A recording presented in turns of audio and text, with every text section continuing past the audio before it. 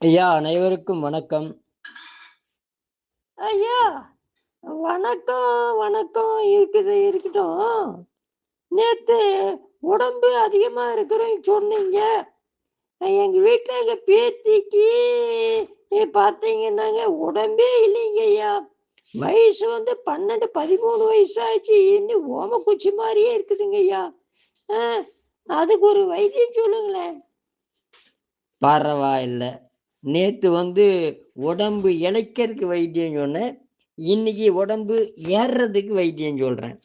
இந்த உடம்பு ஏறுறதுக்கு வந்து பார்த்தீங்கன்னா, உடம்பு சூடா இருந்தாலே இவங்களுக்கு அப்படிதான் இருக்கும். அவங்க வந்து ஒரு 48 நாளு இந்த சோத்து கத்தாழ ஜூஸ் நீங்க மோர்ல நல்லா அத கலக்கி சாப்பிட்டு வாங்க.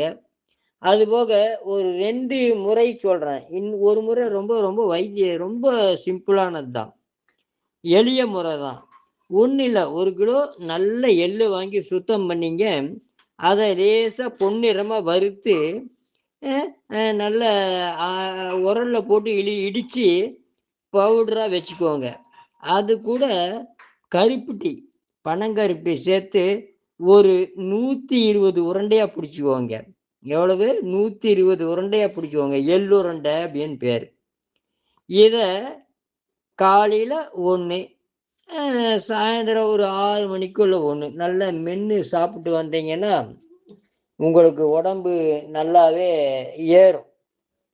அதுபோக வேற இன்னொன்னு நாளைக்கு சொல்றேனே. வாழ்க, வளர்க, உயர்க. நன்றி, வணக்கம்.